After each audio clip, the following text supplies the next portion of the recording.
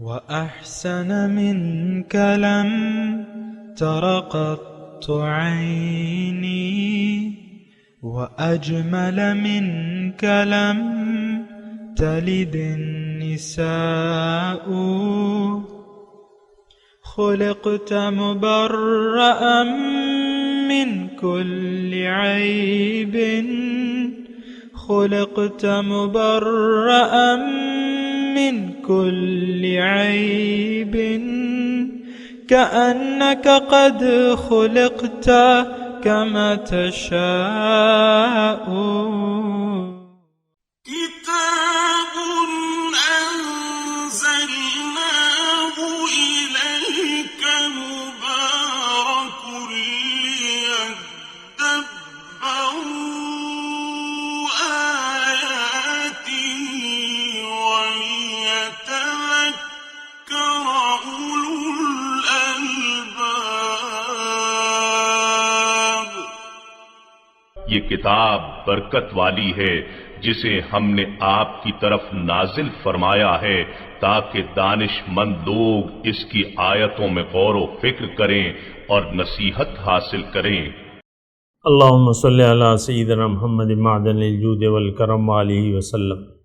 سامعین و ناظرین اکرام، السلام علیکم ورحمۃ اللہ وبرکاتہ۔ سامعین اکرام، سورہ فتح آیت 1 تا 3 اور آج کا اس کا تیسرا حصہ بیان ہو رہا ہے۔ سورت کے ابتدائی جو مضمون ہے اس کا تیسرا حصہ ہے، اور آج کا جو موضوع ہے وہ یہ ہے کہ کیا ہم نے دین اسلام کو اچھے طریقے سے سمجھ لیا ہے۔ اس کے ساتھ آج کے سبق کا آغاز کرتے ہیں۔ سب سے پہلے گزشتہ سبق کا اعادہ ہوگا۔ بسم اللہ الرحمن الرحیم۔ اللہ کے نام سے شروع جو نہایت مہربان ہمیشہ رحم فرمانے والا ہے۔ انا فتحنا لك فتحا مبینا۔ اے حبیب مکرم، بے شک ہم نے آپ کے لیے اسلام کی روشن فتح اور غلبے کا فیصلہ فرما دیا، اس لیے کہ آپ کی عظیم جد و جہد کامیابی کے ساتھ مکمل ہو جائے۔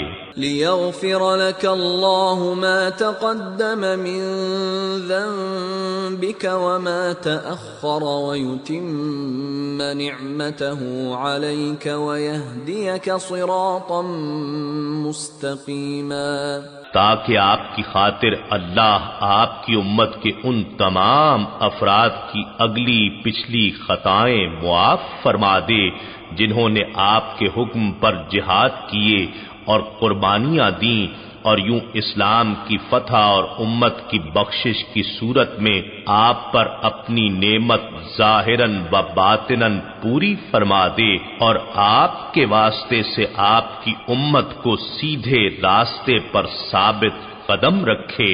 وَيَنصُرَكَ اللَّهُ نَصْرًا عَزِيزًا، اور اللہ آپ کو نہایت با عزت مدد و نصرت سے نوازے۔ سامعین کرام، سورہ فتح آیت نمبر 1 سے مضمون ہے۔ سامعین کرام، ہم سمجھنے کی کوشش کر رہے ہیں سورت کے مضامین کو، اس کی حکمتوں کو۔ گزشتہ سبق میں نے آپ کو بیان کیا تھا کہ بنیادی چیز جو ہے وہ ترک خواہشات ہے، اور اللہ تعالیٰ اور اس کے رسول کے سامنے کے حکم کے سامنے سر جھکا دینا ہے۔ وَمَن يُسْلِمْ وَجْهَهُ إِلَى اللَّهِ وَهُوَ مُحْسِنٌ،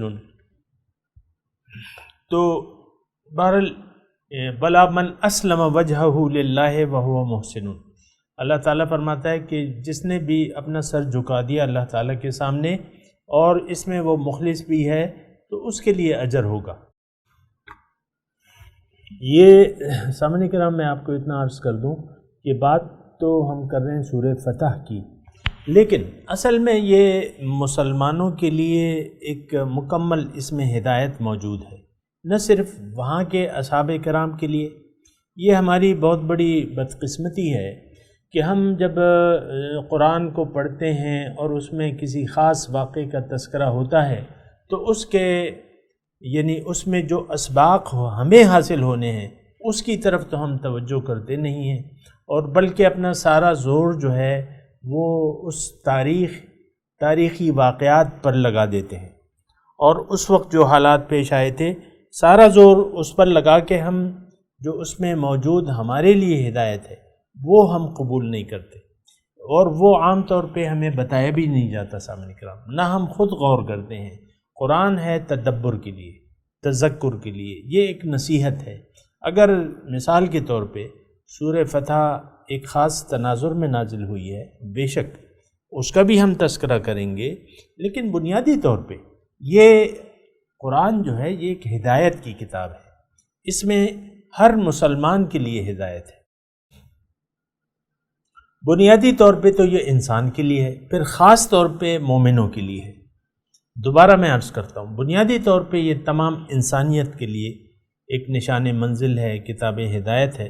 پھر جو لوگ اس کی دعوت کو، قرآن کی دعوت کو قبول کر کے اللہ کو اپنی منزل بنا لیتے ہیں اور آخرت کو اپنی ترجیح بنا لیتے ہیں، پھر ان کے لیے خاص طور پہ مضامین ہیں سامنے کرام۔ آپ دیکھیں کہ مدنی آیات میں تقریباً احکامات بیان ہوئے ہیں، اگرچہ جو زیادہ حصہ قرآن کا اس میں کوئی شک نہیں ہے کہ مکے میں نازل ہوا ہے، لیکن جو اس میں مضامین ہیں وہ بھی تو ہمارے لیے ہدایت ہے۔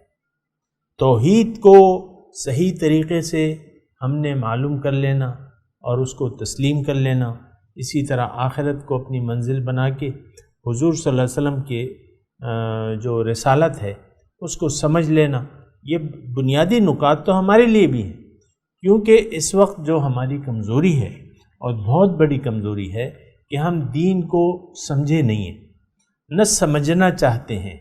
ہمیں تو الجھا دیا گیا ہے کہ بھئی تمہارا فلاں فرقہ ہے، تمہارا فلانا فرقہ ہے، اور باقی فرقے باطل ہیں، ان کا رد کرنا ہوگا اور تم نے اپنے مسلک پر چلنا ہوگا۔ یہ عام طور پہ ایک دفعہ میں جا رہا تھا، اپنا میں واقعہ بیان کر رہا ہوں، لاہور سے مردان کو واپس آ رہا تھا، بس میں بیٹھا ہوا تھا، وہاں میری سیٹ پہ ایک طالب علم جو کسی مدرسے کا طالب علم تھا، میں نام نہیں لیتا، لیکن وہ طالب علم تھا، وہاں مطلب پورے علم کے لیے وہ گیا ہوا تھا، ابھی ابتدائی مراحل میں تھا، تو وہ یعنی اس سے میں نے یہی بات شروع کی۔ وہ کہتے ہیں ہمیں سب سے پہلے اپنے مسلک کے بنیادی عقائد سے، یا جو ہمارے نظریات ہیں، جو ہمارا مذہب ہے، اس کے متعلق ہمیں روشناس کرایا جاتا ہے کہ ہمارا مسلک یہ ہے، اور پھر باطل فرقوں کا رد ہمیں کہ بھئی ان کے یعنی ہمارا یہ مذہب ہے لیکن یعنی اس کو ہم حق سمجھتے ہیں اور اس کے خلاف جو ہے ہم باطل سمجھتے ہیں، لیکن وہ کہتے ہیں ہمیں باطل نظریات بھی پڑھائے جاتے ہیں کہ بھئی یہ فلانا فرقہ جو ہے یہ باطل ہے، ان کے یہ نظریات ہیں، اور پھر اس کا ہمیں رد پڑھایا جاتا ہے۔ اب یہ دیکھیں ساری بحث و تمہید، یعنی ابتدا ہی سے آپ ایک بچے کا ذہن بنا رہے ہیں کہ بھئی یہ جو فروعی مسئلے ہیں، یہ تو کوئی ایشوز پہ بات تو نہیں ہوتی، یہ فرقوں کے درمیان جو جنگ ہے وہ تو نہ توحید پہ ہے، نہ رسالت پہ ہے، نہ آخرت پہ ہے۔ ہاں اگر یہ بات ہے کہ توحید کو، اکثر یہ ہے کہ توحید کو اور رسالت کو بنیاد بنا کے ہم اس میں سے پھر اپنے فرقوں کا اثبات کرتے ہیں اور دیگر کو کہتے ہیں کہ یہ رسول کی شان میں گستاخی کر رہا ہے، یہ دوسرا فرقہ جو ہے، اور یا توحید کے یہ خلاف جا رہا ہے، یہ مشرک ہو گیا، یہ کافر ہو گیا۔ یہ دیکھیں ہر فرقہ جو ہے دوسرے، بہرحال اس وقت میرا یہ موضوع نہیں ہے، لیکن میں آپ کو یہ کہہ رہا ہوں سورہ فتح جو میں کہنی چاہ رہا ہوں وہ یہ بات ہے کہ ہم سورہ فتح کو پڑھ تو رہے ہیں، بالکل کوئی شک و شبہ نہیں، اور اس میں بھی کوئی شک و شبہ نہیں ہے کہ یہ خاص واقعے کے تناظر میں نازل ہوئی ہے، لیکن اس میں بھی کوئی شک و شبہ نہیں ہونا چاہیے کہ جتنی اہمیت یہ صورت اس وقت کے مسلمانوں یا اس وقت کے حالات کے مطابق تھی، وہی حالات آج بھی پائے جاتے ہیں۔ آج بھی دیکھیں، میں بنیادی مضمون اس صورت کا بیان کر چکا ہوں آپ کو، اور اس میں اطاعت اللہ کی اور اس کے رسول کی اطاعت ہے۔ گزشتہ صورت کا بھی جو موضوع تھا وہ بھی تقریباً یہی ہے کہ یا ایھا الذین آمنوا اطیعوا اللہ واطیعوا الرسول ولا تبطلوا اعمالکم، کہ اللہ کی اور اس کے رسول کی اطاعت کرو اور اپنے اعمال کو باطل نہ کرو۔ ولا تبطلوا اعمالکم، اپنے اعمال کو باطل نہ کرو۔ آج بھی مسئلہ ہمارا بہت بڑا مسئلہ ہے، اور ہمارے مسائل تو زیادہ ہیں، لیکن اس میں جو بنیادی مسئلہ ہے وہ یہ ہے کہ ہم ایک تو اپنے دین کی اساس جو ہے اس سے ہم واقف نہیں ہیں، جو دعوت ہے دین کی اس سے ہم واقف نہیں ہیں، حضور صلی اللہ علیہ وسلم کی جو دعوت ہمیں دے رہے ہیں یا دے گئے ہیں اس سے بھی ہم واقف نہیں ہیں۔ پھر ہم جب اس بنیاد ہی سے ہم واقف نہیں ہیں تو کتاب اور سنت جو ہے وہ تو پھر رہ گئی۔ اس کی دیکھیں، کتاب و سنت تو ایک منزل تک ہمیں نشان منزل بتاتی ہے، کتاب جو ہے قرآن نشان منزل کہ آپ کی منزل ہے کیا۔ پھر جو قرآن ہے وہ اس منزل تک پہنچنے کا راستہ ہمیں بتاتا ہے۔ ان ھذا القرآن یہدی للتی ہی اقوم، بے شک قرآن تو وہ راستہ بتاتا ہے جو سب سے زیادہ سیدھا ہے۔ اب اس راستہ جو ہے وہ اس کی منزل ہم اپنی منزل بنا ہی نہیں رہے، یعنی اللہ ہماری منزل ہی نہیں، اور جب اللہ ہماری منزل نہیں ہے تو پھر تو بات یہ ہے کہ یہ کام خراب ہو جاتا ہے۔ پھر آج دیکھیں، میں آپ کو آسان بات بتاتا ہوں، قرآن کی ہم ضرورت محسوس نہیں کرتے، ہاں اتنا ہے کہ بس اس کی ناظرہ پہ ہماری کتاب ناظرہ ہم نے اس کو سمجھ لیا ہے کہ اس کو لفظاً پڑھنا چاہیے یا میرے بچے کو پڑھنا آنا چاہیے۔ آپ اس کے لیے پھر ٹیوٹر بھی رکھ لیتے ہیں، یعنی بچپن سے آپ پھر جب بچہ قرآن پڑھ لیتا ہے لفظی طور پہ، بس اس کے بعد جو ہے آپ خود بھی قرآن کے قاری تھوڑی ہیں، سمجھنے والے تو نہیں ہیں، اور آپ اپنی ذمہ داری سے بھی سبکدوش ہو جاتے ہیں اور ایک تقریب بنا لیتے ہیں پلاؤ زردے کی، اور قاری صاحب کو 2-3 جوڑے اور 2-4 ہزار روپے دے کے فارغ کرتے ہیں، جاؤ بھائی تمہارا کام ختم ہو گیا، میرے بچے نے قرآن پڑھ لیا۔ پھر بچہ وہ تلاوت نہیں کرتا، نہ اس کی دہرائی کرتا ہے۔ دیکھیں، الفاظ کے بعد پھر تو اس کے معنی ہیں، معنی کے بعد اس کی روح ہے، وہ روح قرآن جو ہے ہم نے بلا خوف تردید میں یہ بات کر رہا ہوں کہ روح قرآن سے نہ ہم آگاہ ہیں نہ آگاہ ہونا چاہتے ہیں۔ اس کی کیا وجہ ہے؟ اس کی وجہ یہ ہے کہ ہماری منزل بدل چکی ہے، اب ہماری منزل دنیا ہے، اللہ ہماری منزل نہیں ہے۔ نہ اللہ کی رضائیں ہم حاصل کرنا چاہتے ہیں، نہ اللہ کو راضی کرنا چاہتے ہیں، نہ اللہ تعالیٰ کی ناراضگی سے ہم ڈرتے ہیں۔ یہ کیسا معاشرہ ہے جس میں کوئی خوف خدا ہی نہیں ہے؟ یہ میڈیا کو دیکھ لیں، یعنی میں آپ کو کہہ رہا ہوں کہ اس کا A to Z جو ہے یہ حال ہے، یعنی ایک چھابڑی فروش کو لے لیں، ایک مزدور کار کو لے لیں، یا آپ اپنے وزیر اعظم کو لے لیں، یا جتنی بھی اشرافیہ کے خاص خاص نام ہیں ان کو لے لیں، خوف خدا نہیں ہے، دین کی سمجھ ہی نہیں ہے۔ یہ پورے دعوے سے میں کہہ رہا ہوں، عام طور پہ عمومی طور پہ ہمیں دین کی سمجھ نہیں ہے، دین ہے کیا، دین کی روح معلوم نہیں ہے۔ تو پھر تو دیکھیں، جب آپ روحی کو نہیں سمجھیں، پھر تو قرآن کے ساتھ ہمارا یہ شرمناک سلوک جو آپ دیکھ رہے ہیں کہ ہم ترک قرآن کے مرتکب ہو چکے ہیں۔ آج نصاب میں، آپ کے نصاب میں، وہ ملک جو اللہ تعالیٰ نے آپ کو قرآن کے لیے عطا کیا تھا کہ اس میں قرآن کا نظام ہوگا، آج آپ کے نصاب میں قرآن کی بات ہی نہیں ہو رہی۔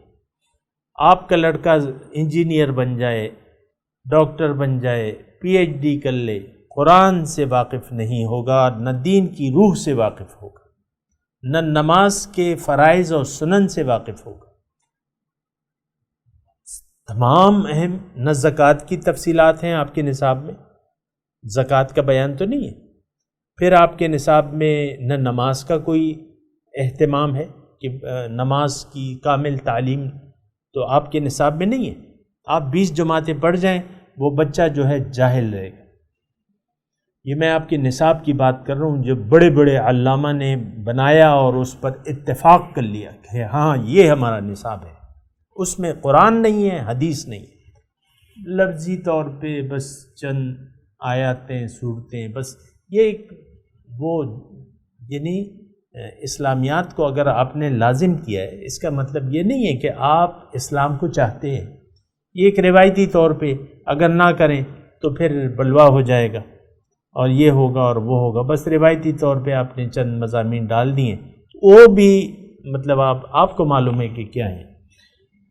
لیکن میں یہ کہہ رہا ہوں اس صورت کی میں بات کر رہا ہوں سورہ فتح کی، کہ اگرچہ اس کا ایک خاص شان نزول ہے لیکن اس کے مضامین اسی طریقے سے اسی اہمیت کے حامل ہیں آج بھی جس طرح کے اس وقت کے تھے. بہرحال اور میں آپ کو کہہ رہا ہوں کہ یہ حالات اب یعنی جس وقت یہ صورت نازل ہو رہی تھی بعض لوگ منافق تھے، اس کا بھی تذکرہ آ رہا ہے اس صورت میں.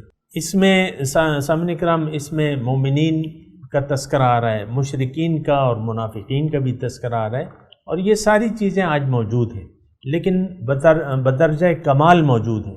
مومنین آج جو ہیں وہ آپ کو ڈھونڈے سے ملیں گے، لیکن مشرکین منافقین یعنی یہ ان کی صفات لی ہوئی کافرانہ صفات کے حامل، مشرکانہ صفات کے حامل، منافقانہ صفات کے حامل آپ کو بہت سے مل جائیں گے.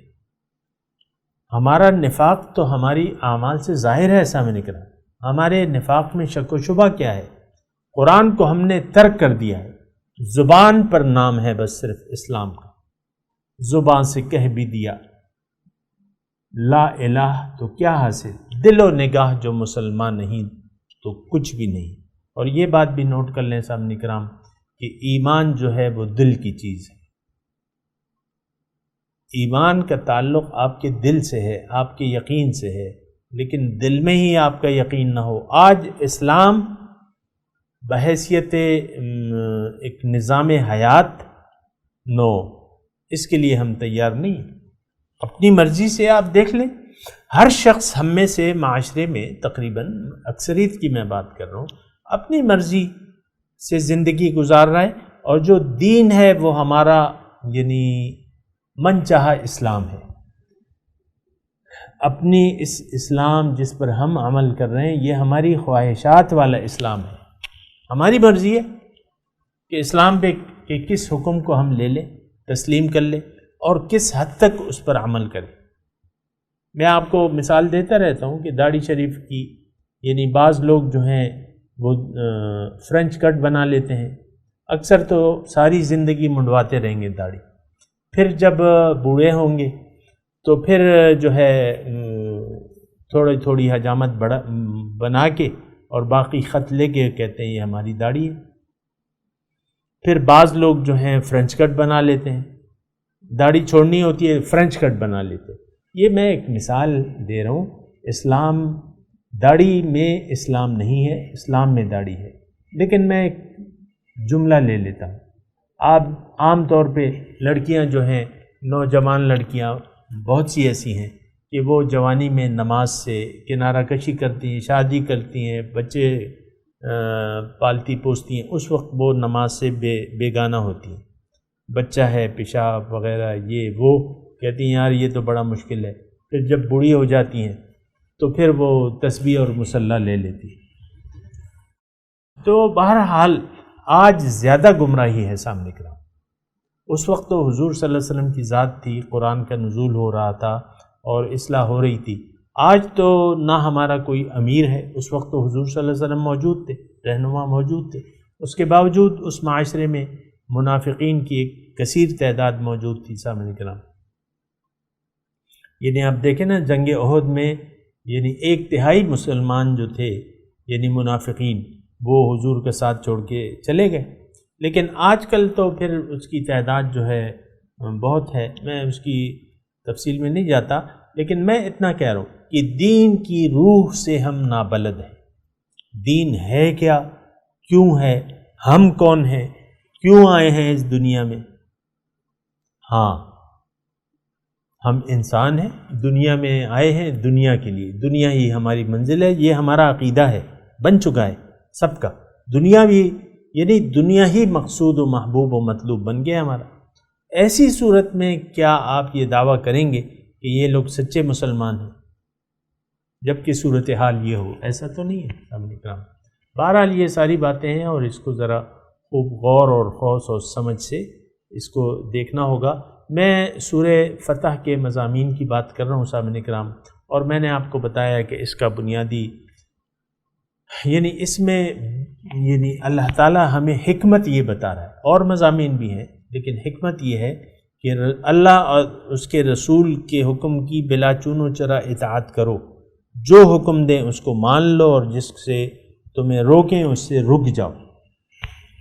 اور میں پھر یہ بھی عرض کروں گا سامنے کرام اللہ تعالیٰ کی توفیق سے کہ جب حکم آ جاتا ہے، اللہ اور اس کے رسول ایک حکم آ جاتے ہیں، اسی وقت اس کے سامنے سر جھکا دینے چاہیے، اور یہ اس وقت ہوگا جب کہ آپ کا کامل ایمان ہوگا، کامل ایمان ہوگا۔ تو بہرحال ایمان کی تکمیل جب تک نہ ہو سامنے کرام، تو اس وقت تک آپ اللہ تعالیٰ کی رضاؤں کو حاصل نہیں کر سکتے۔ دیکھیں دین یہ ہے کہ آپ اللہ کے حکم کے سامنے سر جھکا دیں بلا چون و چرا۔ اب بہرحال مشکلات اور تکلیفیں آتی ہیں تو وہ یہ ہوتا ہے کہ اللہ تعالیٰ پھر مدد کرتا ہے، مخلص مومنانوں کی، ان مومنانوں کی تربیت کرتا ہے، ان پہ ایسے حالات لائے جاتے ہیں، ایسی مشکلات لائی جاتی ہیں۔ میں نے گزشتہ سبق میں بھی اس کا تذکرہ کیا تھا، جس کی وجہ سے وہ ان کی خرابیاں جو ہیں، کمیاں جو ہیں دور ہو جاتی ہیں۔ یہاں ایک لفظ ہے لِيَغْفِرَ اللَّهُ لَكَ مَا تَقَدَّمَ مِن ذَنبِكَ وَمَا تَأَخَّرَ، تاکہ اللہ تعالی ہم نے آپ کو فتح دی تاکہ اللہ تعالیٰ آپ کو بخش دے، معاف کر دے آپ کی جو ذنب، گناہ، اور جو آپ نے پہلے کیے، جو وَيُتِمُّ نِعْمَتَهُ عَلَيْكَ وَيَهْدِيَكَ صِرَاطًا مُسْتَقِيمًا، اور تمہیں سیدھا راستہ۔ اب اس میں خطاب جو ہے، یہ 3 آیات جو ہیں، اس میں خطاب جو ہے براہ راست اللہ کے رسول سے، اللہ کے رسول سے خطاب ہے۔ اب لیکن قرآن تو ہمارے لیے ہے۔ دیکھیں قرآن، اللہ کے رسول تو کامل و اکمل ہیں، اور وہ اپنی مرضی سے کوئی بات کرتے بھی نہیں ہیں، وہ معصوم عن الخطا ہیں، تو ان کا گناہ کہاں سے آ گیا؟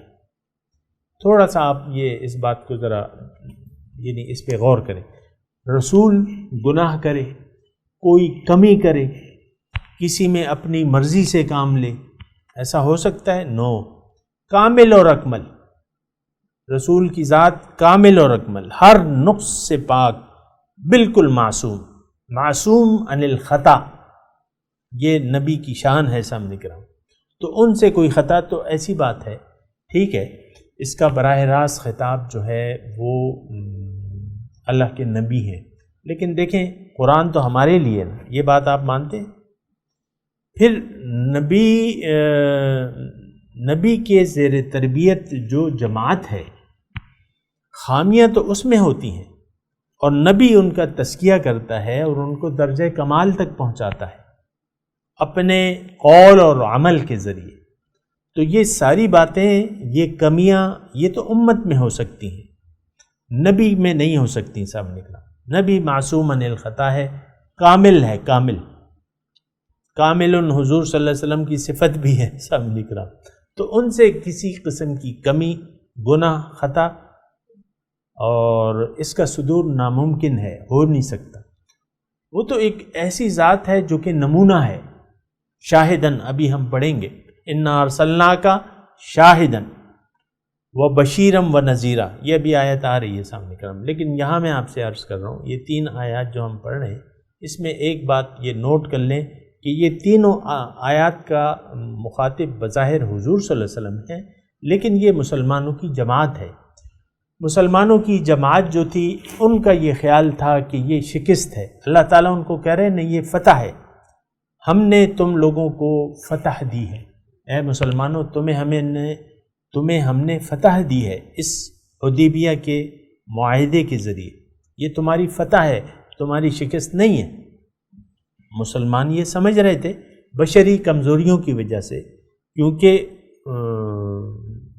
جو بھی وجوہات تھیں، لیکن وہ یہ سمجھ رہے تھے کہ یہ صلح ہم نے دب کے کی ہے اور یہ ہماری در حقیقت شکست ہے، ہم نے دب کے کی ہے اور ہم دب گئے ہیں. تو بہرحال یہ ان کا خیال تھا، بعض لوگوں کا، اس میں سے بعض لوگوں کا. تو اب ان کو اللہ، اور تھے وہ مخلص مومن، اور ظاہر ہے کہ بشری کمزوریاں تو ہوتی ہیں. تو اللہ تعالیٰ فرما رہا ہے کہ دیکھو یہ صلح جو ہے یہ شکست نہیں بلکہ واضح فتح ہے. ہم نے اے لوگو تمہیں فتح دی ہے، واضح فتح. اس کو شکست نہ سمجھنا، دل برداشتہ نہ ہو جانا، دلگیر نہ ہو جانا، کم ہمت نہ ہو جانا. دوسرا یہ جو ہے کہ لیغفر اللہ ما تقدم من ذنبک وما تأخر. اللہ تعالیٰ کے تو اس میں تو کوئی شک و شبہ ہی نہیں ہے کہ رسول کی ذات تو بخشی بخشائی ہے. بات ہوتی ہے امت کی.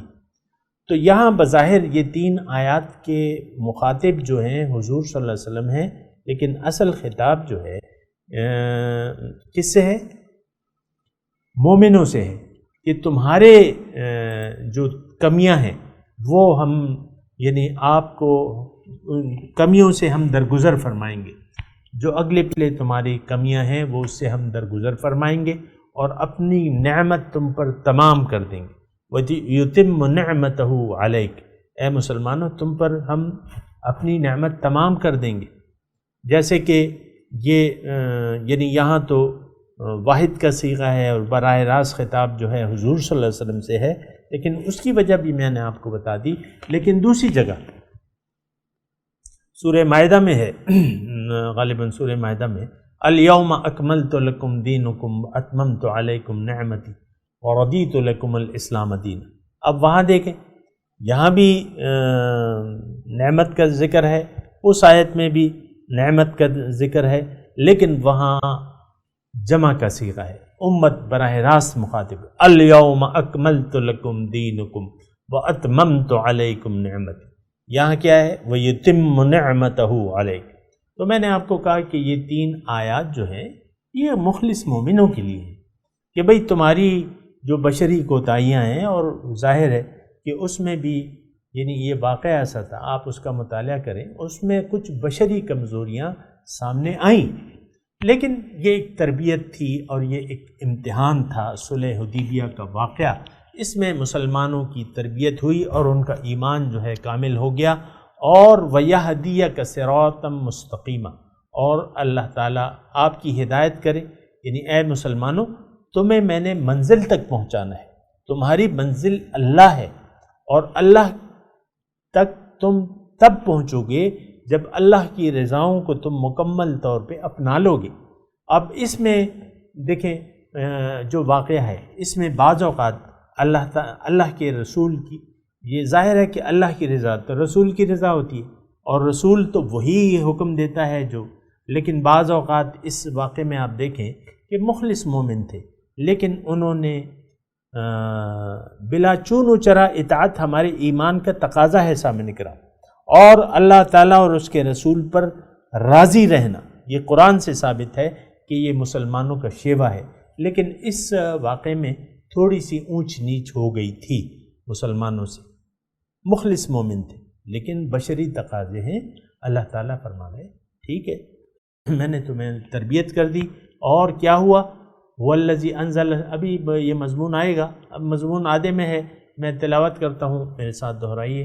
اعوذ باللہ من الشیطان الرجیم، بسم اللہ الرحمن الرحیم. ترجمہ سنا دیں.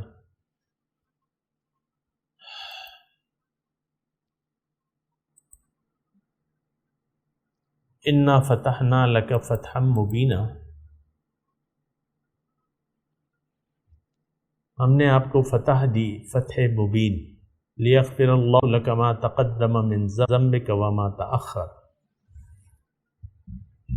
تاکہ اللہ تعالیٰ بخش دے تمہارے گناہ جو تم نے پہلے کیے ہیں جو بعد میں، وما تأخر، ویتم نعمتہ علیک، اور تم پہ اپنی نعمتیں تمام کر دے، ویہدیک صراطا مستقیما، اور تمہیں سیدھے راستے پر چلائے، وینصرک اللہ نصرا عزیزا، اور تاکہ اللہ تعالیٰ آپ کی زبردست مدد کرے۔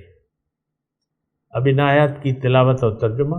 بسم اللہ الرحمن الرحیم In the name of God, the gracious, the merciful. إنا فتحنا لك فتحا مبينا We have granted you a conspicuous victory, ليغفر لك الله ما تقدم من ذنبك وما تأخر ويتم نعمته